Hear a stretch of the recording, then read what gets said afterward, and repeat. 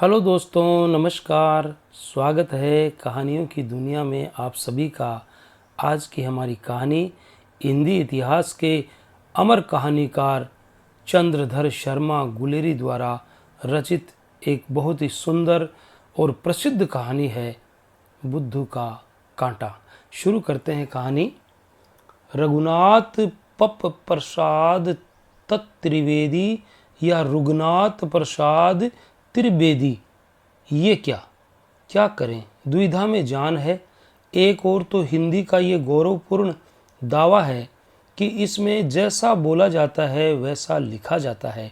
दूसरी ओर हिंदी के कर्णधारों का अविगत शिष्टाचार है कि जैसे धर्मोपदेशक कहते हैं कि हमारे कहने पर चलो, हमारी करनी पर मत चलो, वैसे ही जैसे हिंदी के आचार्य लिखें वैसे लिखो, जैसे वे बोलें वैसे मत लिखो। शिष्टाचार भी कैसा। हिंदी साहित्य सम्मेलन के सभापति अपने व्याकरण कषायित कंठ से कहे, परसोदम दास और हर किशन लाल और उनके पिट्ठू छापें ऐसी तरह कि पढ़ा जाए पुरुषोत्तम दास अदास ए और हरि कृष्ण लाल ए। अजी जो हुक्म। हम लाला जी के नौकर हैं, बैंगनों के थोड़े ही हैं। रघुनाथ प्रसाद त्रिवेदी अब के इंटरमीडिएट परीक्षा में बैठा है। उसके पिता दारसूरी के पहाड़ के रहने वाले और आगरे के बुझातिया बैंक के मैनेजर हैं। बैंक के दफ्तर के पीछे चौक में उनका तथा उनकी स्त्री का 12 मासिया मकान है। बाबू बड़े सीधे, अपने सिद्धांतों के पक्के और खरे आदमी हैं, जैसे पुराने ढंग के होते हैं। बैंक के स्वामी इन पर इतना भरोसा करते हैं कि कभी छुट्टी नहीं देते और बाबू काम के इतने पक्के हैं कि छुट्टी मांगते नहीं। न बाबू वैसे कट्टर सनातनी हैं कि बिना मुंह धोए ही तिलक लगाकर स्टेशन पर दरभंगा महाराज के स्वागत को जाएं, और न ऐसे समाजी ही हैं कि खंजड़ी लेकर तोड़ पोपगढ़ लंका का करने दौड़े। उसूलों के पक्के हैं। हाँ, उसूलों के पक्के हैं। सुबह एक प्याला चाय पीते हैं तो ऐसा कि जेठ में भी नहीं छोड़ते और माघ में भी एक के दो नहीं करते। उड़द की दाल खाते हैं। क्या मजाल है कि बुखार में भी मूंग की दाल का एक दाना खा जाएं। आजकल के MA BA पास वालों को हंसते हैं कि शेक्सपियर और बेकन चाट जाने पर भी वे दफ्तर के काम की अंग्रेजी चिट्ठी नहीं लिख सकते। अपने ज़माने के साथियों को सराहते हैं जो शेक्सपियर के 2-3 नाटक न पढ़कर सारे नाटक पढ़ते थे, डिक्शनरी से अंग्रेजी शब्दों के लैटिन धातु याद करते थे। अपने गुरु बाबू प्रकाश बिहारी मुखर्जी की प्रशंसा रोज करते थे कि उन्होंने लाइब्रेरी इम्तिहान पास किया था। ऐसा कोई दिन ही बीतता होगा कि जब उनके लाइब्रेरी इम्तिहान का उपाख्यान नए BA हेड क्लर्क को उसके मन और बुद्धि की उन्नति के लिए उपदेश की तरह नहीं सुनाया जाता है। लाट साहब ने मुखर्जी बाबू को बंगाल लाइब्रेरी में जाकर खड़ा कर दिया। राजा हरिश्चंद्र के यज्ञ में बलि के खूंटे में बंधे हुए शानू शेष की तरह बाबू अलमारियों की ओर देखने लगे। लाट साहब मनचाहे जैसी अलमारियों से मनचाहे जैसी किताब निकालकर मनचाहे जहाँ से पूछने लगे। सब अलमारियां खुल गई, सब किताबें चुक गई। लाट साहब की बाह दुख गई, पर बाबू कहते कहते नहीं थके। लाट साहब ने अपने हाथ से बाबू को एक घड़ी दी और कहा कि मैं अंग्रेजी विद्या का छिलका भी ही भर जानता हूँ, तुम उसकी गिरी खा चुके हो। ये कथा पुराण की तरह रोज कही जाती थी। इन उसूल धन बाबू का एक उसूल ये भी था कि लड़के का विवाह छोटी उम्र में नहीं करेंगे। इनकी जाति में 5-5 वर्ष की कन्याओं के पिता लड़के वालों के लिए वैसे मुंह बाए रहते हैं जैसे पुष्कर की झील में मगरमच्छ नहाने वालों के लिए, और वे कभी कभी दरवाजे पर धरना देकर आ बैठते थे कि हमारी लड़की लीजिए, नहीं तो हम आपके द्वार पर प्राण दे देंगे। उसूलों के पक्के बाबूजी इनके भय से देश ही नहीं जाते थे, और वे कन्या पिता रूपी मगरमच्छ अपनी पहाड़ी गोह को छोड़कर आगरे आकर बाबूजी की निद्रा को भंग करते थे। रघुनाथ की माता को सास बनने का बड़ा चाव था।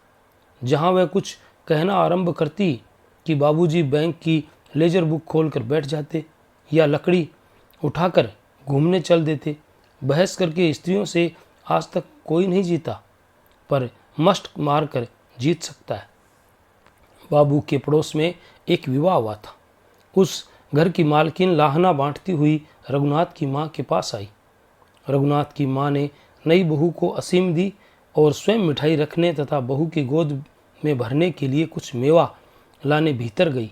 इधर मोहल्ले की वृद्धा ने कहा, 15 बरस हो गए लाहना लेते लेते, आज तक एक बताशा भी इनके यहाँ से नहीं मिला।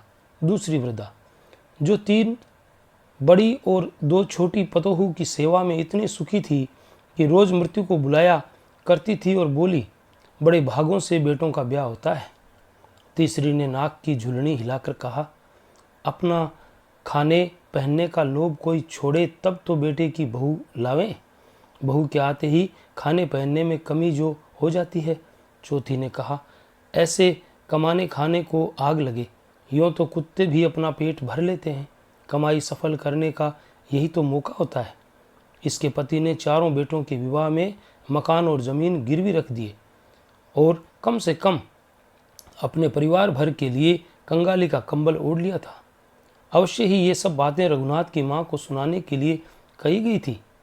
रघुनाथ की माँ भी जानती थी कि ये मुझे सुनाने को कही जा रही है, परंतु उसके आते ही मोहल्ले की एक और स्त्री की निंदा चल पड़ी और रघुनाथ की माँ ये जानकर भी कि उस स्त्री के पास जाते ही मेरी भी ऐसी निंदा की जाएगी, हंसते हंसते उनकी बातों में सम्मति देने लग गई।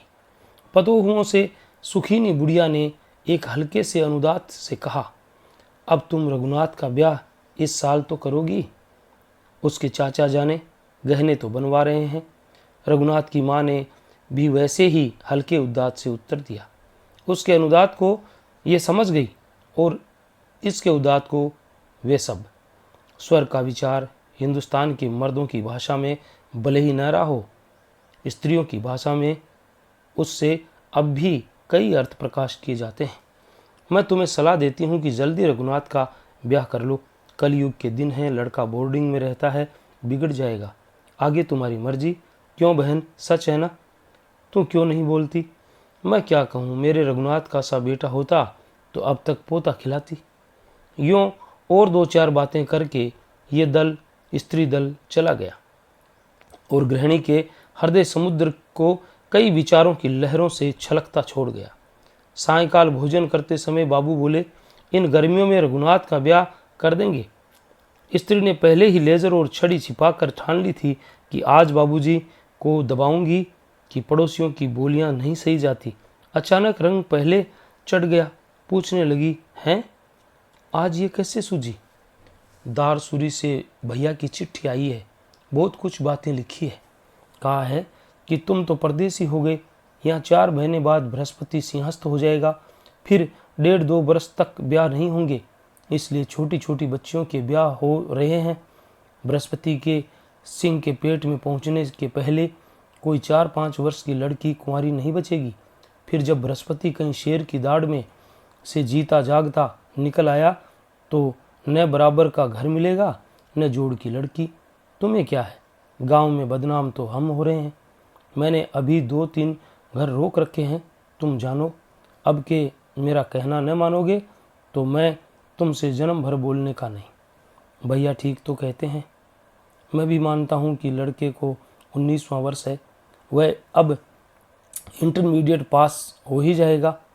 अब हमारी नहीं चलेगी, देवर भुजाई जैसे नचाएंगे वैसा ही नाचना पड़ेगा। अब तक मेरी चली, यही बहुत हुआ।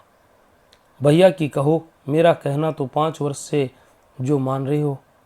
अच्छा अब जिद मत करो, मैंने 2 महीने की छुट्टी ली है, छुट्टी मिलते ही देश चलते हैं। बच्चा को लिख दिया है कि इम्तहान देकर सीधा घर चला आ, 10-15 दिन में आ जाएगा। तब तक हम घर भी ठीक कर लेंगे और दिन भी। अब तुम आगरे बहू को लेकर आओगी। स्त्री ने सोचा, बताशे वाली बुढ़िया का उलाहना तो मिटेगा। मेरे हाल में आपका क्या जी लगेगा? गरीबों का क्या हाल। रब रोटी देता है, दिन भर मेहनत करता हूँ, रात पढ़ रहता हूँ। तुम जैसे साईं लोगों की बरकत से मैं हज कराया, ख्वाजा का उर्स देख आया, 3 बेले नमाज पढ़ लेता हूँ, और मुझे क्या चाहिए। मेरा काम टट्टू चलाना नहीं है। अब तो इस मोती की कमाई खाता हूँ। कभी सवार ले जाता हूँ, कभी लादा, 2.5 मन कणक पा लेता हूँ तो 2 पीली बच जाती है। रब की मर्जी। मेरा अपना घर था, सिंहों के वक्त की माफ़ी ज़मीन थी, नाते पड़ोसियों में मेरा नाम था। मैं धाईपुर के नवाब का खाना बनाता था और मेरे घर में से उसके जनाने में पकाती थी। एक रात को मैं खाना बना खिला के अपनी मंजड़ी पर सोया था कि मेरे मौला ने मुझे आवाज़ दी, लाही लाही हज करा। मैं आंखें मल के खड़ा हो गया पर कुछ दिखा नहीं।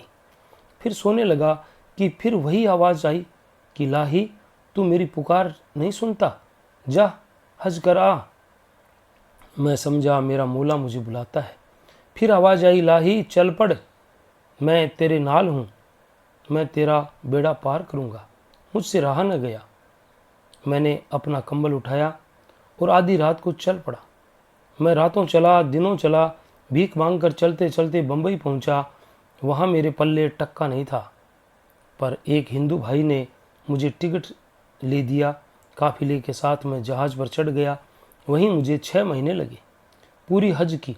जब लौटे तो रास्ते में जहाज़ भटक गया। एक चट्टान पानी के नीचे थी, उससे टकरा गया। उसके पीछे की दोनों लालटेनें ऊपर आ गई। वे हमें शैतान की सी आंखें दिखाई देने लगी। सब ने समझा मर जाएंगे, पानी में गौर बनेगी। कप्तान ने छोटी किश्तियां खोली, उनमें हाजियों को बिठाकर छोड़ दिया। मर्द का बच्चा आप अपनी जगह से नहीं टला। जहाज के नाल डूब गया। अंधेरे में कुछ सूझता ही नहीं था। सवेरा होते ही हमने देखा कि 2 किश्तियां बह रही हैं और न जहाज है न दूसरी किश्तियां। पता ही नहीं हम कहाँ से किधर जा रहे हैं।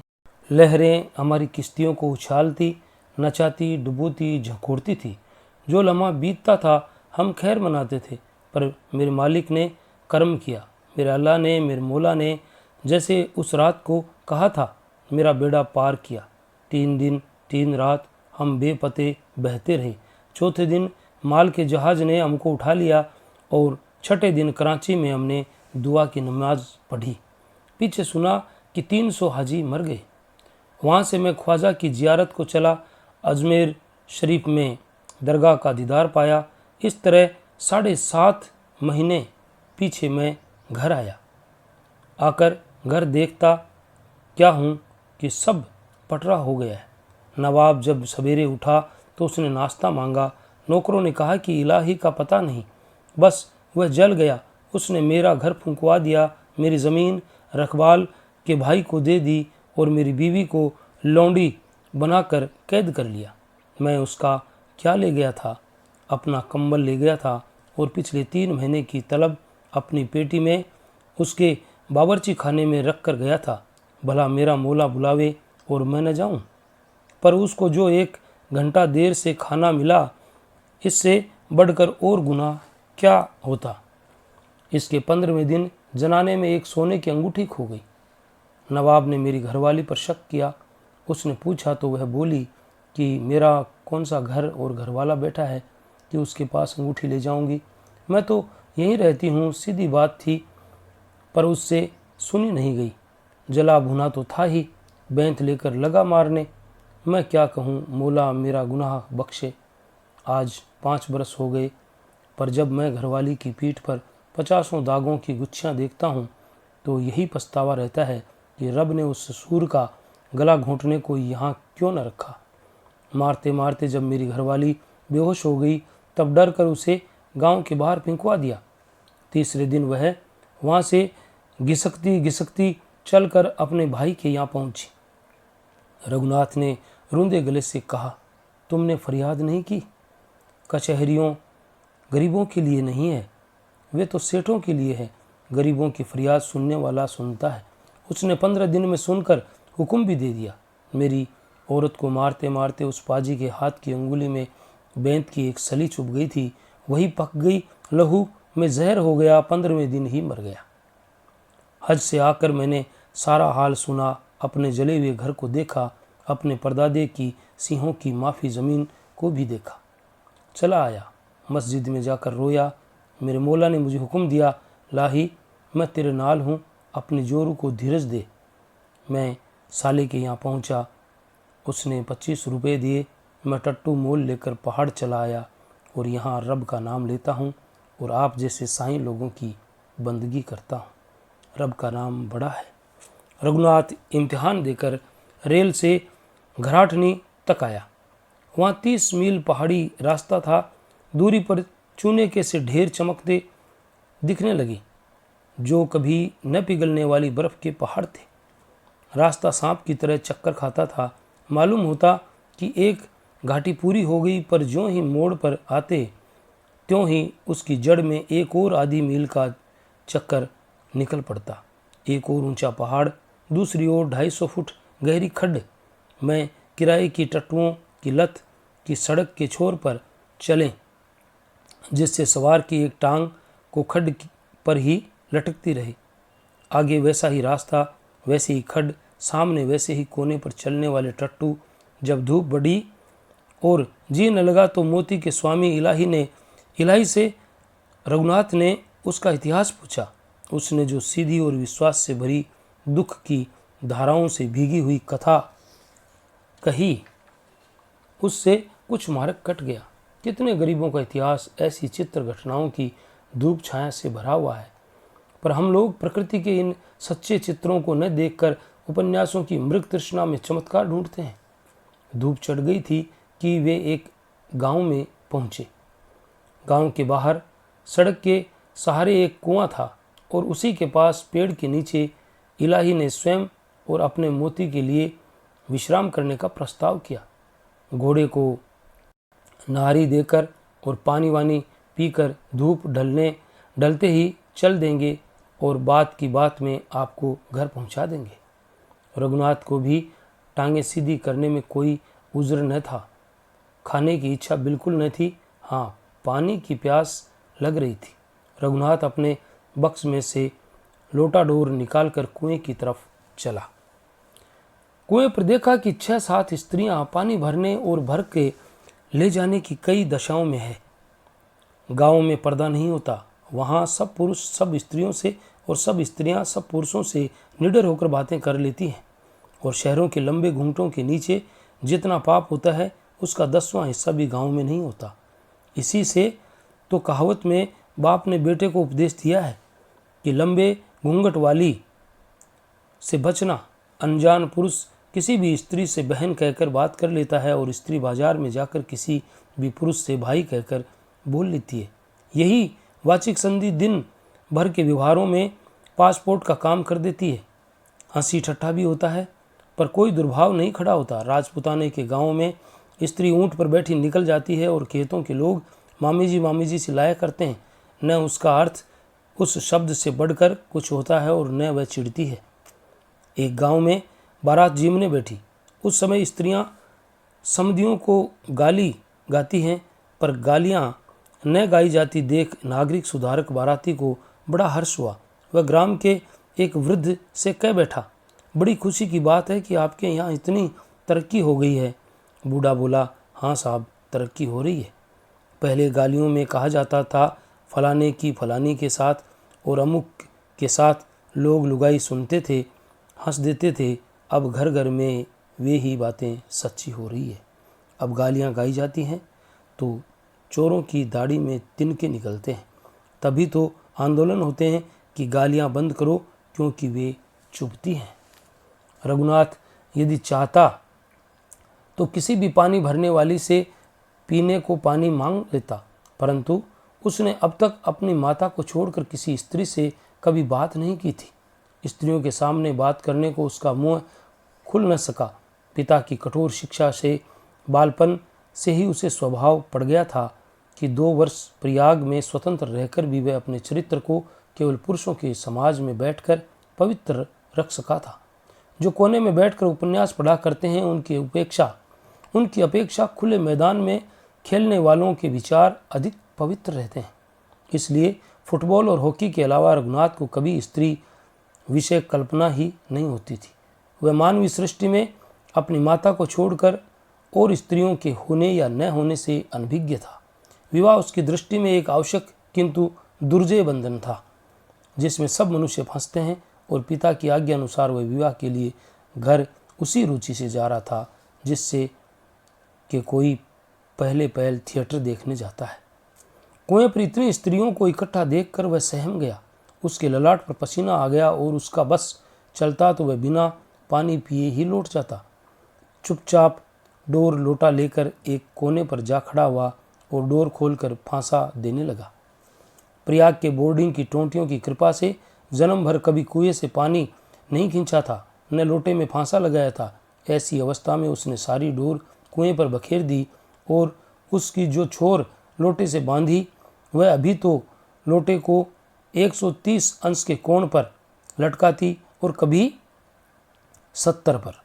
डोर के जब बट खुलते हैं तब वह बहुत पेंच खाती है।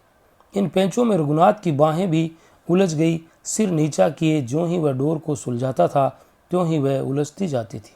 उसे पता ही नहीं था कि गांव की स्त्रियों के लिए वह अद्भुत कौतुक नैनो उत्सव हो रहा था।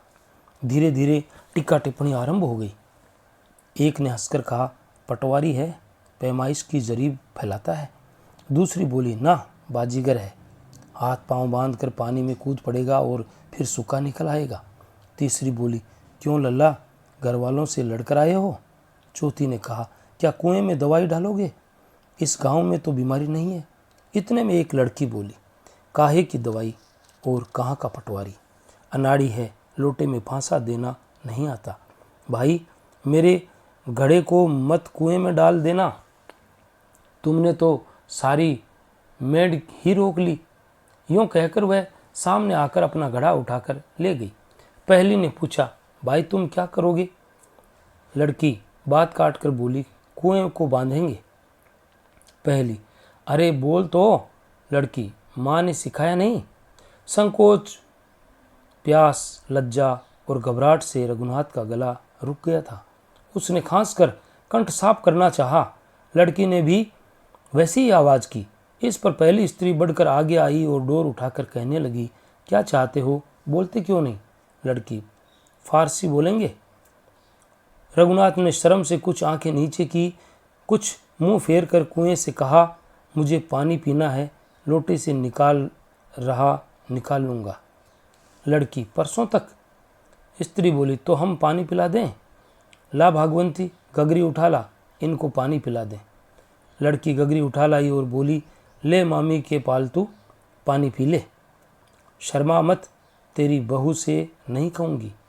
इस पर सब स्त्रियां खिलखिलाकर हंस पड़ी।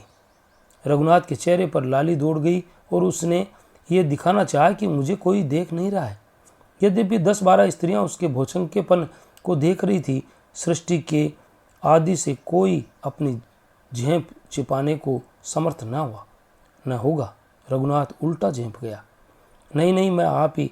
लड़की, कुएं में कूद गए। इस पर एक और हंसी का फव्वारा फूट पड़ा।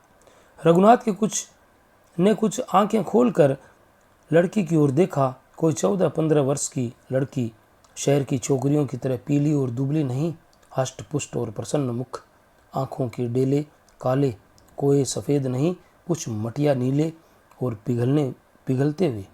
ये जान पड़ता था कि डेले अभी पिघल कर बह जाएंगे। आँखों के चौतरंग हंसी, होंठों पर हंसी और सारे शरीर का निरोग स्वास्थ्य की हंसी। रघुनाथ की आंखें और नीची हो गई। स्त्री ने फिर कहा, पानी पी लो जी, लड़की खड़ी है। रघुनाथ ने हाथ धोए, एक हाथ मुंह के आगे लगाया। लड़की गगरी से पानी पिलाने लगी। जब रघुनाथ आधा पानी पी चुका था तब उसने श्वास लेते लेते आंखें ऊंची की। उस समय लड़की ने ऐसा मुंह बनाया कि ठीठी करके रघुनाथ हंस पड़ा। उसकी नाक में पानी चढ़ गया और सारी आस्तीन भीग गई। लड़की चुप। रघुनाथ को खांसते डगमगाते देखकर वह स्त्री आगे चली आई और गगरी छीनती हुई लड़की को झिड़क कर बोली, तुझे रात दिन उत्पन्न ही सूझता है? इन्हें गलसूंड चला गया, ऐसी हंसी भी किस काम की, लो मैं पानी पिलाती हूँ। लड़की, दूध पिला दो, बहुत देर हुई, आंसू भी पोंछ दो। सच्चे ही रघुनाथ के आंसू आ गए थे। उसने स्त्री से जल लेकर मुंह धोया, पानी पिया और धीरे से कहा, बस जी बस। लड़की, अब के आप निकाल लेंगे? रघुनाथ को मुंह पोंछते देखकर स्त्री ने पूछा, कहाँ रहते हो? आगरे। इधर कहाँ जाओगे? लड़की बीच में ही, शिकारपुर, वहाँ ऐसों का गुरुद्वारा है। स्त्रियां खिलखिला उठी। रघुनाथ ने अपने गांव का नाम बताया। मैं पहले कभी इधर आया नहीं, कितनी दूर है, कब तक पहुंच जाऊंगा? अब भी वह सिर उठाकर बात नहीं कर रहा था। लड़की, यही 15-20 दिन में, 300-400 कोस तो होगा। स्त्री, छी, 2 ड्राइवर है, अभी घंटे भर में पहुंच जाते हो, रास्ता सीधा ही है ना? लड़की, नहीं तो बाएं हाथ को मुड़कर चीड़ के पेड़ के नीचे, दाहिने हाथ को मुड़ने में पीछे 7वें पत्थर पर, फिर बाएं मुड़ जाना, आगे सीधा जाकर कहीं न मुड़ना। सबसे आगे एक गिदड़ की गुफा है, उससे उत्तर को बाढ़ उलांग कर चले जाना। स्त्री, छोकरी तू बहुत सिर चढ़ गई है, चिकर चिकर करती ही जाती है। नहीं जी, एक ही रास्ता है, सामने नदी आवेगी और परले पार बाएं हाथ को गांव है। लड़की, नदी में भी यूं ही फांसा लगाकर पानी निकालना? स्त्री उसकी बात अनसुनी करके बोली, क्या उस गांव में डाक बाबू होकर आए हो? रघुनाथ, नहीं, मैं तो प्रयाग में रहता हूँ। लड़की, ओहो, पिराग जी में पढ़ते हैं, कुएं से पानी निकालना पड़ते होंगे। स्त्री, चुप कर, ज़्यादा बकबक काम की नहीं, क्या इसलिए तू मेरे यहाँ आई है? इस पर महिला मंडल फिर हंस पड़ा। रघुनाथ ने घबरा कर इलाही की ओर देखा तो वह मजे से पेड़ के नीचे चिलम पी रहा था। इस समय रघुनाथ को हाजी इलाही से ईर्ष्या होने लगी। उसने सोचा कि हज से लौटते समय समुद्र में खतरे कम हैं और कुएं पर अधिक। लड़की, क्यों जी, पिराग जी में अक्ल भी बिकती है? रघुनाथ ने मुंह फेर लिया। स्त्री, तो गांव में क्या करने जाते हो? लड़की, कमाने खाने। स्त्री, तेरी कैंची नहीं बंद होती, ये लड़की तो पागल हो जाएगी। रघुनाथ, मैं वहाँ के बाबू शोभाराम जी का लड़का हूँ। स्त्री, अच्छा, तो क्या तुम्हारा ही ब्याह है? रघुनाथ ने सिर नीचा कर लिया। लड़की, मामी, मुझे भी अपने नए पालतू के ब्याह में ले चलना, बड़ा ब्याहने चला है, ये घोड़ी है और वह जो चिलम पी रहा है नाना बनेगा। चाह, वाह जी वाह, ऐसे बुद्धू के आगे भी कोई लहंगा पसारेगी? लड़की, स्त्री लड़की की ओर झपटी। लड़की गगरी उठाकर चलती बनी। स्त्री उसके पीछे 10 ही कदम गई थी कि स्त्री महामंडल एक हटास से गूंज उठा। रघुनाथ इलाही के पास लौट आया। पीछे मुड़कर देखने की उसकी हिम्मत न हुई। उसके गले में भस्म का सा स्वाद आ रहा था। जीवन भर में यही उसका स्त्रियों से पहला परिचय हुआ। उसकी आत्मलज्जा इतनी तेज थी कि वह समझ गया कि मैं इनके सामने बन गया हूँ। जीवन में ऐसी स्त्रियों से आधा संसार भरा रहेगा और ऐसी ही किसी से विवाह होगा। तुलसीदास ने ठीक कहा है कि तुलसी गाय बजाए के दियो काठ में पाँव। स्त्रियों की टोली के वाक्य उसे गढ़ रहे थे और सब वाक्यों के दुस्वप्न के ऊपर उस पिघलती हुई आंखों वाली कन्या का चित्र मंडरा रहा था। बड़े ही उदास चित्त से रघुनाथ घर पहुंचा। गांव पहुंचने के तीसरे दिन रघुनाथ सवेरा होते ही घूमने को निकला। पहाड़ी जमीन जहां रास्ता देखने में कोस भर जंचे और चाहे उसमें 10 मील का चक्कर काट लो, बिना पानी सींचे हुए हरे मखमल के गलीचे से ढकी हुई जमीन, उस पर जंगली गुलदाउदी की पीली टिमकियाँ और बसंत के फूल, आलू बुखारे और पहाड़ी करौंदे की रज से भरे हुए छोटे छोटे रंगीले फूल जो पेड़ का पत्ता भी न दिखने दे। क्षितिज पर लटके हुए बादलों की सी बर्फीले पहाड़ों की चोटियाँ जिन्हें देखते आंखें अपने आप बड़ी हो जाती और जिनकी हवा की सांस लेने से छाती बढ़ती हुई जान पड़ती। नदी से निकली हुई छोटी छोटी असंख्य नहरें जो सांप के से चक्कर खा खा कर फिर प्रधान नदी की पथरीली तलेटी में जा मिलती। ये सब दृश्य प्रयाग के ईंटों के घर और कीचड़ की सड़कों से बिल्कुल निराले थे।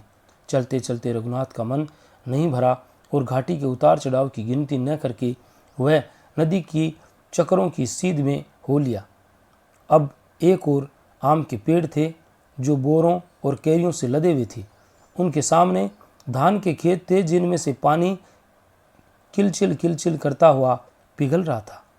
कहीं उसे कंटीली बाड़ों में के बीच में कोई होकर जाना पड़ता था और कहीं छोटे छोटे झरने जो नदी में जा मिले थे लांघने पड़ते थे। इन प्राकृतिक दृश्यों का आनंद लेता हुआ हमारा चरित्र नायक नदी की ओर बढ़ा।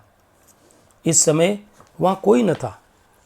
रघुनाथ ने एक अकृत्रिम घाट चौड़ी शिला पर खड़े होकर नदी की शोभा देखी कि हजामत बनाकर नहा धोकर घर चले। नई सभ्यता के प्रभाव से सेफ्टी रेजर और साबुन की टिकिया सफरी कोट की जेब में थी ही। ऊपर की पॉकेट बुक से एक आईना भी निकल पड़ा। रघुनाथ उसी शिला फलक पर बैठ गया और अपने मुख रूपी आकाश पर छाए हुए कोमल बादलों को मिटाने के लिए अमेरिका के इस जेबी वज्र को चलाने लगा। कवियों को सोचने का समय पखाने में मिलता है और युवाओं को समय हजामत करने में। यदि ना ही होता तो संसार के समाचारों से वहीं मगज चाट जाता। इसकी वैज्ञानिक युक्ति मुझे एक थियोसोफिस्ट ने बताई थी। वह बहुत से तर्क और कुतर्कों से सिद्ध कर रहा था कि पुरानी चालों में सूक्ष्म वैज्ञानिक रहस्य भरे पड़े हैं। यहाँ तक कि माता बच्चे के सिर में नज़र से बचाने के लिए जो काजल का टीका लगा देती है अथवा दूध पिलाए पीछे बच्चे को धूल की चुटकी चुटा देती है, इसका भी वह बिजली के विज्ञान से समाधान कर रहा था। उसने कहा कि हजामत बनाते या बनवाते समय रोम खुल जाने से मस्तिष्क तक के स्नायु तारों की बिजली हिल जाती है और वहाँ विचार शक्ति को खुजलाहट पहुँच जाती है। रघुनाथ के खुजलाहट का आरंभ यूँ हुआ कि ये नदी सहस्रों वर्षों से यूँ ही बह रही है और यूँ ही बहती जाएगी। किनारे के पहाड़ों ने, ऊपर के आकाश ने और नीचे की मिट्टी ने उसको यूँ ही देखा है और यूँ ही वे उसे देखते जाएंगे। यही क्या, नदी का प्रत्येक परमाणु अपने आने वाले परमाणु की पीठ को और पीछे वाले परमाणु के सामने देखता जाता है। अथवा क्या पहाड़ को या तलहटी को नदी की खबर है? क्या नदी के एक परमाणु को दूसरे की खबर है? मैं यहाँ बैठा हूँ, इन परमाणुओं को, इन बादलों को मेरी क्या खबर है? इस समय आगे पीछे नीचे ऊपर कौन मेरी परवाह करता है? मनुष्य अपने घमंड में त्रिलोकी का राजा बना फिरे, उसे अपने आत्माभिमान के सिवा पूछता ही कौन है? इस समय मेरा यह क्षोर बनाना किसके लिए ध्यान देने योग्य है? किसे पड़ी है कि मेरी लीलाओं पर ध्यान रखे? इसी विचार की तार में जो ही उसने सिर उठाया त्यों ही देखा कि कम से कम एक व्यक्ति को तो उसकी लीलाएं ध्यान देने योग्य हो रही थी, जो उनका अनुकरण करती थी।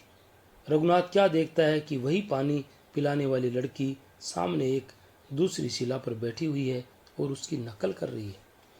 उस दिन की हंसी की लज्जा रघुनाथ जी के जी से नहीं हटी थी। वह लज्जा और संकोच के मारे यही आशा करता था कि फिर कभी वह लड़की मुझे दिखाई न पड़े और अपनी ठिठोलियों से मुझे तंग न करे। अब जिस समय वह ये सोच रहा था कि मुझे कोई न देख रहा है, वही लड़की उसके हजामत बनाने की नकल कर रही थी। उसके हाथ में एक तिनका ले रखा है और जब रघुनाथ उस तरह चलाता है तब वह तिनका चलाती है। जब रघुनाथ हाथ खींचता है तब वह तिनका रोक देती है। रघुनाथ ने मुंह दूसरी ओर किया, उसने भी वैसा ही किया। रघुनाथ ने दाहिना घुटना उठाकर अपना आसन बदला, वहाँ भी ऐसा ही हुआ। रघुनाथ ने बाईं हथेली धरती पर टेक कर अंगड़ाई ली, लड़की ने भी वही मुद्रा की। ये सब रघुनाथ ने ये निश्चय करने के लिए ही किए थे कि ये लड़की क्या वास्तव में मेरा मखौल कर रही है। उसने हल्का सा खंकारा। रघुनाथ ने उतना ही खंकारना उधर से सुना। अब निसंदेह, अब संदेह नहीं रह गया। ऐसा अवसर पर बुद्धिमान लोग जो करना चाहते हैं वही रघुनाथ ने किया। अर्थात वह मुंह बदलकर अपना काम करता गया और उसने विचार किया कि मैं उधर न देखूंगा। इस विचार का सही परिणाम जो ऐसे विचारों का होता है, अर्थात 2 ही मिनट में रघुनाथ ने अपने को उसी ओर देखते पाया। अब लड़की ने भी अपना आसन बदल लिया था। रघुनाथ ने कई बार विचार किया कि मैं उधर न देखूंगा, पर वह फिर उधर ही देखने लगा। आंखें जो मानो अभी पानी होकर बह जाएंगी। सफ़ेद हल्का नीला कोवा जिसमें एक प्रकार की चंचलता, हंसी और घृणा तैर रही थी। ये लड़की यूं पिंड नहीं छोड़ेगी। मैंने इसका क्या बिगाड़ा है, इससे पूछूं तो फिर वैसे बनाएगी। पर खैर, आज तो अकेली यही है, इसकी चोटों पर साधुवाद करने के लिए महिला मंडल तो नहीं है। ये सोचकर रघुनाथ ने जोर से खंखारा। वही जवाब मिला। उसने हाथ उठाकर बढ़ाकर अंगड़ाई ली, वहां भी अंग तोड़े गए। रघुनाथ ने एक पत्थर उठाकर नदी में फेंका। उधर से ढेला फेंका गया और खलब करके पानी में बोला। वह बिना वचनों की छेड़ रघुनाथ से सही न गई। उसने एक छोटी से कंकरी उठाकर लड़की की शिला पर मारी। जवाब में वैसी ही एक कंकरी रघुनाथ की शिला में आ बजी। रघुनाथ ने दूसरी कंकरी उठाकर फेंकी, जो लड़की के समीप जा पड़ी। इस पर एक कंकरी आकर रघुनाथ की पॉकेट बुक के आईने पर पट से बोली और उसे फोड़ गई। रघुनाथ कुछ चिप गया, उसकी हिम्मत कुछ बढ़ गई। अब के उसने जो कंकरी मारी कि वह लड़की के हाथ पर जा लगी। इस पर लड़की ने हाथ को झट से उठाया और स्वयं उठी। जहाँ रघुनाथ बैठा था वहां आई और उसने देखते देखते उसके सामने से टोपी, उस्तरा, पॉकेट बुक, साबुन की बट्टी को उठाकर नदी की ओर बढ़ी। जितना समय इस बात को लिखने और बांचने में लगा है, उतना समय भी नहीं लगा कि उसने सबको पानी में फेंक दिया। रघुनाथ उसके हाथ को नदी की ओर बढ़ते हुए देखकर उसका तात्पर्य समझकर किम कर्तव्यम विमूढ़ सा हो, ज्यों ही 2 कदम आगे धरता है कि पंकाली शिला पर उसका पैर फिसला और वह धड़ाम से सिर के बल पानी में गिर पड़ा। रघुनाथ तैरना नहीं जानता था। यद्यपि वह मित्रों के साथ जाकर दारागंज की गंगा में नहाया करता था, परंतु चाहे कितना ही तैराक हो, औंधे सिर पानी में गिरने पर तो गोता खा ही जाता है। रघुनाथ का सिर पैंदे के पास पहुंचते ही उसने 2 गोते खाए और सीधा होते होते उसकी सांस टूट गई। यूं तो नदी में पानी रघुनाथ के सिर से कुछ ही ऊंचा था और धीरज से उसके पैर टिक जाते तो वह हाथ फटफटाकर किनारे आ जाता, क्योंकि वह बहुत दूर नहीं गया था। पर फिसलने की घबराहट, सांस का टूटना, गले में पानी का भर जाना, नीचे दलदल, इन सब से वह भौचंक होकर 20-30 हाथ बढ़ता ही चला गया। नदी की तलेटी में चट्टान थी जो पानी के बहाव से क्रमशः खिरती जा रही थी। यहाँ पानी का नाला कुछ जोर से बढ़कर चक्कर खाता था। वहां पहुंचकर पानी कम होने पर भी, हाथ पांव मारने पर भी रघुनाथ के पैर नहीं टिके और उछलता हुआ पानी उसके मुंह में गया। वह नदी के बहाव की ओर जाने लगा। बालिका ने जान लिया कि बिना निकाले वह पानी से निकल न सकेगा। वह झट सारी से कछोटा कसकर पानी में कूद पड़ी। जल्दी से तैरती हुई आकर उसने रघुनाथ का हाथ पकड़ना चाहा कि इतने में रघुनाथ एक और चक्कर काटकर सिर पानी के नीचे करके खांसने लगा। लड़की के हाथ उसकी चमड़े की पेटी आई थी जो उसने पतलून के ऊपर बांधी रखी थी। वह एक हाथ से उसे खींचती हुई रघुनाथ को छर्रे के बहाव से निकाल लाई और दूसरे हाथ से पानी हटाती हुई किनारे की ओर बढ़ने लगी। अब रघुनाथ भी सीधा हो गया था। पानी चीरने में खड़ा या मुड़ा आदमी लेटे हुए की अपेक्षा बहुत दुखदायी होता है। हाँफती हुई कुमारी ने बिड़राए हुए रघुनाथ को किनारे लगाया।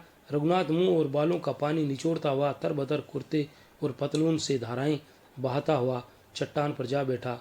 5-7 बार खांसने पर, आंखें पोंछने पर उसने देखा कि भीगी हुई कुमारी उसके सामने खड़ी है और उन्हीं पिघलती हुई आंखों से घृणा, दया और हंसी झलकाती हुई कह रही है कि इस अनाड़ी के सामने भी कोई अपना लहंगा पसारेगी। ये सब घटनाएं इतनी जल्दी जल्दी हुई थी कि रघुनाथ का सिर चकरा रहा था। अभी पानी की गूंज कानों को ढोल किए हुए थी कि मानसिक क्षोभ और लज्जा से वह पागल सा हो रहा था। उसके मन की पिछली भित्ति पर चाहे ये अंकित रहा हो कि इस लड़की ने मुझे नदी में से निकाला है, पर सामने की भित्ति पर यही था कि शब्द के कोड़ों से ये मेरी चमड़ी उधेड़े डालती है। रघुनाथ उसे पकड़ने के लिए लपका और लड़की 2 खेतों की बाढ़ के बीच की तंग सड़क पर दौड़ भागी। रघुनाथ पीछा करने लगा। गांव की लड़कियां हड्डियों और गहनों का बंडल नहीं होती। वहां वे दौड़ती हैं, कूदती हैं, हंसती हैं, खाती हैं और पचाती हैं। नगरों में आकर वे खूंटे से बंध कर कुमलाती हैं, पीली पड़ जाती हैं, भूखी रहती हैं, सोती हैं, रोती हैं और मर जाती हैं। रघुनाथ ने मील की दौड़ में इनाम पाया था। उस समय का दौड़ना उसके बहुत गुण बैठा। पानी में गोते खाने के पीछे की शरीर की सारी शून्यता मिटने लगी। पाँव मील दौड़ने पर लड़की जितने हाथ आगे बढ़ती थी वे घटने लगे। 100 गज और जाते जाते अचानक चीख मारकर लड़खड़ाकर वह गिरने लगी। रघुनाथ उसके पास जा पहुंचा। अवश्य ही रघुनाथ का इतने हाँफने वाले श्रम के और मानसिक क्षोभ के पीछे यही भाव था कि इस लड़के को गुस्ताखी के लिए दंड दूं। रघुनाथ ने उसे दोनों बाहें डालकर पकड़ लिया। रघुनाथ के लिए स्त्री का और उस लड़की के लिए पुरुष का ये पहला स्पर्श था। रघुनाथ कुछ सोच भी न पाया था कि मैं क्या करूं। इतने में लड़की ने मुंह उसके सामने करके अपने नखों से उसकी पीठ में और बगल में बहुत तेज चुटकियां काटी। रघुनाथ की बाहें ढीली हुई पर क्रोध नहीं। उसने एक मुक्का लड़की की नाक पर जमाया।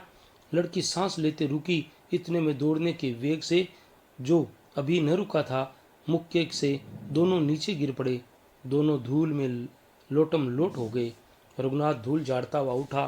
क्या देखता है, लड़की के नाक से लहू बह रहा है। अपनी विजय का पहला आवेश एकदम से भूलकर वह पश्चाताप और दुख के पाश में फंस गया। उसका मुंह पसीना पसीना हो गया। वह चाहता था कि इन लहू की बूंदों के साथ मैं भी धरती में समा जाऊं।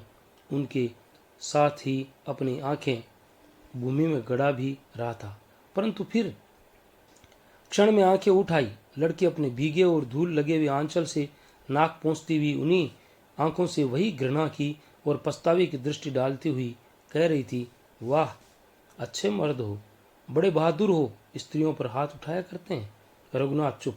वाह, पिराग जी में खूब झलम इलम पढ़ा, स्त्रियों पर हाथ उठाते होंगे। रघुनाथ ने पीछे सिर से आंखें न उठाकर कहा, मुझसे बड़ी भूल हो गई। मुझे पता नहीं था कि मैं क्या कर रहा हूँ। मेरा सिर ठिकाने नहीं है। मुझे अभी चक्कर आवेंगे। स्त्री पर हाथ नहीं चलाया करते हैं। सड़क यहाँ चौड़ी हो गई थी। कचनार की एक बेल आम पर चढ़ी हुई थी और आम के तले पत्थरों का थांवला था। सुनसान था। दूर से नदी की कलकल और रह रहकर खाती चिड़िया की ठक ठक ठक ठक आवाज आ रही थी। इस समय रघुनाथ का भोंगापन हटने लगा। स्त्रियों की ओर से झेंप इस पिघलती हुई आंखों वाली के वचन बाणों के नीचे भागने लगी।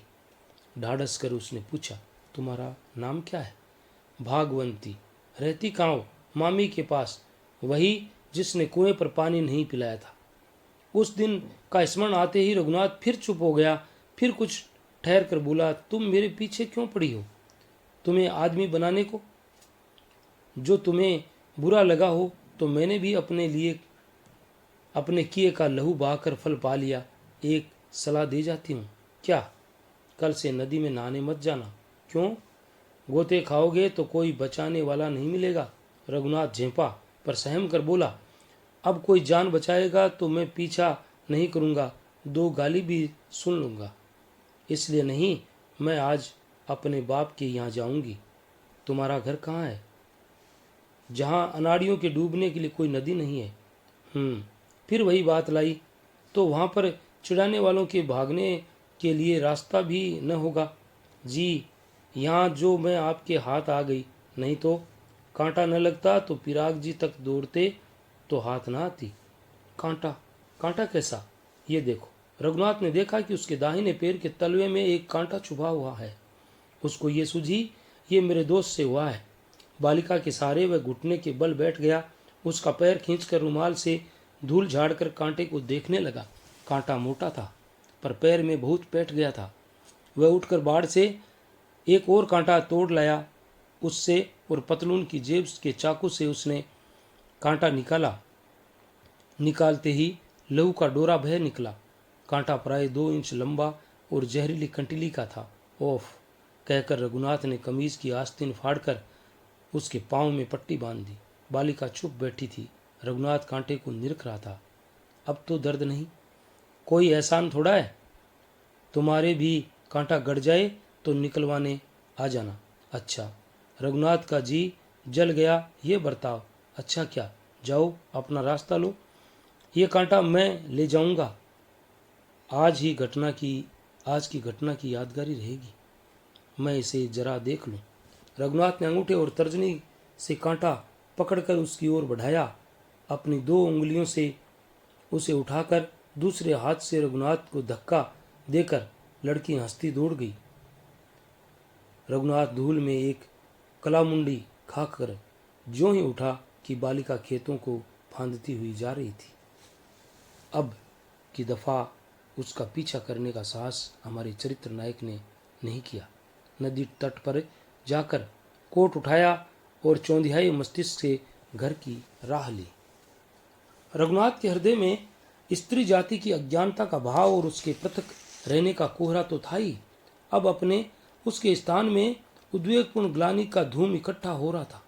पर उस धूम के नीचे नीचे उस चपल लड़की की चिंगारी की चमक रही थी। अवश्य ही अपने पिछले अनुभव से वह इतना चमक गया था कि किसी स्त्री से बातें करने की उसकी इच्छा न थी, परंतु रह रहकर उसके चित्त में उस पिघलती हुई आंखों वाली का और अधिक हाल जानने और उसके वचन कोड़े सहने की इच्छा होती थी। रघुनाथ का हृदय एक पहेली हो रहा था। वह पहेली उस स्वतंत्र लड़की का स्वभाव था। रघुनाथ का हृदय धुएं से घुट रहा था और विवाह के पास आते हुए अवसर को वह उसी भाव से देख रहा था जैसे चैत्र कृष्ण में बकरा आने वाले नवरात्रों को देखता है। इधर पिताजी और चाचा घर खोज रहे थे। आसपास गांवों में 3-4 पात्रियां थी जिनके पिता अधिक धन के स्वामी न होने से अब तक अपना भार न उतार सके थे। अब बृहस्पति के सिंह का कमल हो जाने को अपने नरक गमन का परवाना सा देखकर भी आत्मघात नहीं कर रहे थे। हिंदू समाज में धौंस से कुछ नहीं होता, जरूरत से सब हो जाता है। बड़े से बड़ा महाराज थैलियों के मुंह खुलवा कर भी शास्त्र जड़ लोगों से ये नहीं कहला सकता कि अष्ट वर्षा भवेत गोरी, पर हर ताल लगा दो। उल्टा अष्ट का अर्थ गर्भाष्टय करके 7 वर्ष 3 महीने की आयु निकाल बैठेंगे। परंतु कभी शुक्र का छिपना और कभी बृहस्पति का भागना, कभी घर का न मिलना और कभी पल्ले पैसा न होना, कभी नाड़ी विरोध, कभी कुछ समझकर आदमी चाहे तो कन्या को 14-15 वर्ष की करके काशीनाथ से लेकर आजकल के महामहोपाध्यायों तक को अंगूठा दिखला सकता है। 2 घर तो ज्योतिषी ने खो दिए, तीसरे के बारे में भी उन्होंने लतापात करना चाहा, पर कुछ तो ज्योतिषी के डाक खाने के द्वारा मनी ऑर्डर का ग्रहों का प्रभाव पड़ा और कुछ रघुनाथ के पिता के इस बिहारी के दोहे के पाठ का ज्योतिषी जी पर। सुत पितु मारक जोग लखी, उपजो हिये अति सोग, पुनि बिहंस्यो गुण जोय सी सुत लखी जारज जोग। विधि मिल गई, झंडीपुर में सगाई निश्चित हुई। 20 दिन पीछे बारात चढ़ेगी और रघुनाथ का विवाह होगा। कन्यादान के पहले और पीछे वर कन्या को ऊपर एक दुशाला डालकर एक दूसरे का मुंह दिखाया जाता है। उस समय दूल्हा दुल्हन जैसा व्यवहार करते हैं उससे ही उनके भविष्य दाम्पत्य सुख का थर्मामीटर मानने वाली स्त्रियां बहुत ध्यान से उस समय के दोनों के आकार विकार को याद रखती हैं। जो हो, झंडीपुर की स्त्रियों ने ये प्रसिद्ध है कि मुंह दिखाने के पीछे लड़के का मुंह सफ़ेद फक हो गया और विवाह में जो कुछ होम वगैरह उसने किए वे पागल की तरह, मानो उसने कोई भूत देखा था। और लड़की ऐसा गुम हुई कि उसे काटो तो खून नहीं। दिन भर वह चुप रही और बिडराई आंखों से जमीन देखती रही, मानो उसे भी भूत दिख रहे हों। स्त्रियों ने इन लक्षणों को बहुत अशुभ माना था। दुल्हन डोले में विदा होकर ससुराल आ रही थी। रघुनाथ घोड़े पर था। दोपहर चढ़ने से काहरों और बारातियों ने एक बड़ की छाया के नीचे बावड़ी के किनारे डेरा लगाया और रोटी पानी करके धूप काट के चलेंगे। कोई नहाने लगा, कोई चूल्हा सुलगाने लगा। दुल्हन पालकी का पर्दा हटाकर हवा ले रही थी और अपने जीवन की स्वतंत्रता के बदले में पाई हुई हथकड़ियों और चांदी की बेड़ियों को निरख रही थी। मनुष्य पहले पशु है, फिर मनुष्य। सभ्यता या शांति का भाव पीछे आता है, पहले पाश्विक बल और विजय का। रघुनाथ ने पास आकर कहा, क्या कहा था? ऐसे मर्द के आगे कौन लहंगा पसारेगी? सिर पालकी के भीतर करके बालिका ने पर्दा डाल दिया। रघुनाथ ने यह नहीं सोचा कि उसके जी पर क्या बीतती होगी। उसने अपनी विजय मानी और उसी की अकड़ में बदला लेना ठीक समझा। हाँ, फिर तो कहना, इस बुद्धू के आगे कौन लहंगा पसारेगी? चुप। क्यों? अब वह कैंची सी जीभ कहाँ गई? चुप। कहाँ तो रघुनाथ छेड़ से चिढ़ता था, अब कहाँ वह स्वयं छेड़ने लगा। उसकी इच्छा पहले तो ये थी कि ये बोली कभी न सुनूं, परंतु अब वह चाहता था कि मुझे फिर वैसे ही उत्तर मिले। विवाह के पहले अचंभे के पीछे उसने दुख की आह के साथ ही साथ एक संतोष की आह भरी थी, क्योंकि पहले दिनों की घटनाओं ने उसके हृदय पर एक बड़ा अद्भुत परिवर्तन कर दिया था। कहो जी, अब प्रयाग वालों को अकल सिखाने आई हो? अब इतनी बातें कैसे सुनी जाती है? मैं हाथ जोड़कर जोड़ती हूँ, मुझसे मत बोलो, मैं मर जाऊंगी तो नदी में डूबते हुए बुद्धुओं को कौन निकालेगा? अब रहने दो, यहाँ से हट जाओ, चले जाओ। क्यों? क्यों क्या? अब इस चक्की में ऐसे ही पिसना है? जन्म भर का रोग है, जन्म भर का रोना है। नहीं, मुझे अकल सीखने का रघुनाथ ने व्यंग्य से आरंभ किया था, पर इतने में एक कहार चिलम में तंबाकू डालने आया और भूमिका की सफाई बिना कहे बिना हुए ही रह गई। हिंदू घरों में कुछ दिनों तक दंपति चोरों की तरह मिलते हैं। ये संयुक्त कुटुंब प्रणाली का वर या शाप है। रघुनाथ ने ऐसे चोरी के अवसर आगरे आकर ढूंढने आरंभ किए, पर भागवंती टल जाती थी। उसने रघुनाथ को एक भी बात कहने का या सुनने का मौका न दिया। जुलाई में रघुनाथ इलाहाबाद जाकर 3rd ईयर में भर्ती हो गया। दशहरे और दूसरे दिन की छुट्टियों में आकर उसने बहुतेरा चाहा कि 2 बातें कर सकें, पर भगवंती उसके सामने भी ही नहीं होती थी। हाँ, कई बार उसे ये संदेह हुआ कि ये मेरी आहट पर ध्यान रखती है और छिप छिप कर मुझे देखती है, पर ज्यों ही वह इस सूत पर आगे बढ़ता कि भागवंती लोप हो जाती। पढ़ने की चिंता में विघ्न डालने वाली अब उसको ये नई चिंता लगी। ये बात उसके जी में जम गई कि मैंने अमानुष निर्दयता से और बोली ठोली से उसके सीधे हृदय को दुखा दिया है। परंतु कभी कभी ये सोचता कि क्या दोष मेरा ही है? उसने क्या कम जाति की थी? जो ताने तिसने उस समय उसके हृदय को बहुत ही चीरते हुए जान पड़े थे, वे अब उसको स्मृति में बहुत प्यारे लगने लगे। सोचता था कि मैं ही जाकर क्षमा मांगूंगा।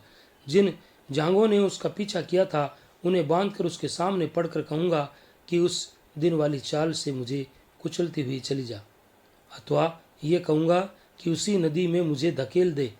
जो तरह तरह के तर्क चिंतकों से में उसका समय कटने लगा। न हॉकी में अब उसकी कदर रही, न प्रोफेसर की आंखें वैसी रही। उसी कीचड़ लगे वे पतलून को मेज पर रखकर सोचता रहता। होली की छुट्टियां आई। पहले सलाह हुई कि घर न जाऊं, काशी में एक मित्र के पास ही छुट्टियां बिताऊं।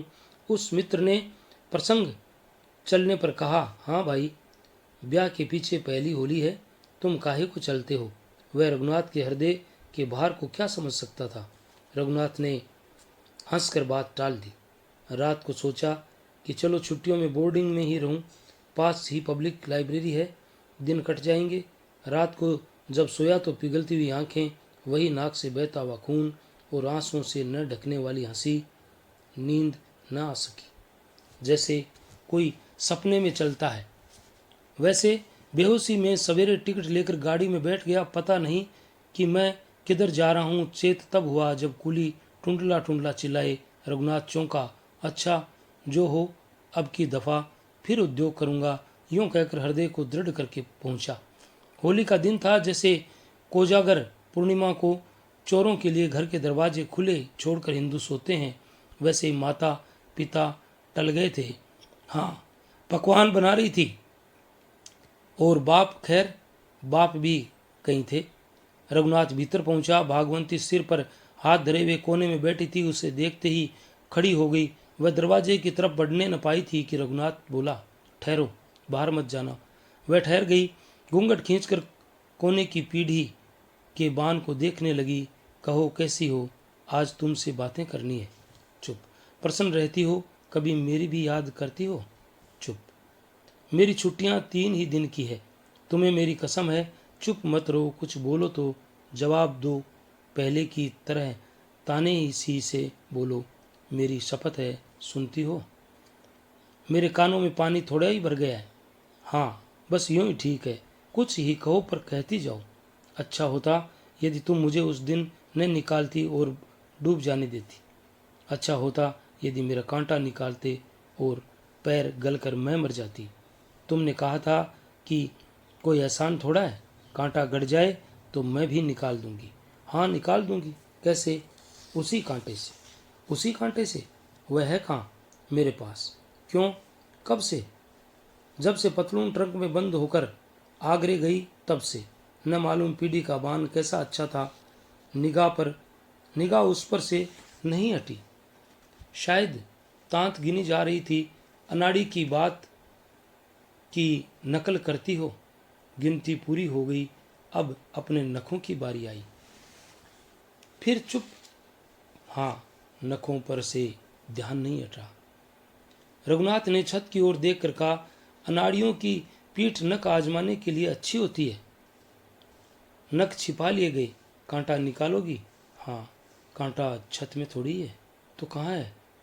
मैं तो अनाड़ी हूँ, मुझे लल्लो पत्तो करना नहीं आता, साफ कहना जानता हूँ, सुनो। ये कहकर रघुनाथ बढ़ा और उसके दोनों हाथ पकड़ लिए। उसने हाथ न हटाए। उस समय मैं जंगली था, वहशी था, अधूरा था। मनुष्य जब तक स्त्री की परछाई नहीं पा लेता तब तक पूरा नहीं होता। मेरे बुद्धूपन को क्षमा करो। मेरे हृदय में तुम्हारे प्रेम का भयंकर कांटा पड़ गया है। जिस दिन तुम्हें पहले पहल देखा उस दिन से वह गड़ रहा है और अब तक गड़ा जा रहा है। तुम्हारी प्रेम की दृष्टि से मेरा ये शूल हटेगा। घूंघट के भीतर जहाँ आंखें होनी चाहिए वहाँ कुछ गीलापन दिखा। देखो, मैं तुम्हारे प्रेम के बिना जी नहीं सकता। मेरा उस दिन का रूखापन और जंगलीपन भूल जाओ। तुम मेरी प्राण हो, मेरा कांटा निकाल दो। रघुनाथ ने एक हाथ उसकी कमर पर डालकर उसे अपनी ओर खींचना चाहा। मालूम पड़ा कि नदी के किनारे का किला नींव के गल जाने से धीरे धीरे धंस रहा है। भागवंती का बलवान शरीर निसार होकर रघुनाथ के कंधे पर झूल गया। कंधा आंसुओं से गीला हो गया। मेरा कसूर, मेरा गंवारपन, मैं उज्जड़, मेरा अपराध, मेरा पाप, मैंने क्या कहा? हाँ, गिग्गी बंध गई। उसका मुंह बंद करने का एक ही उपाय था। रघुनाथ ने वही किया।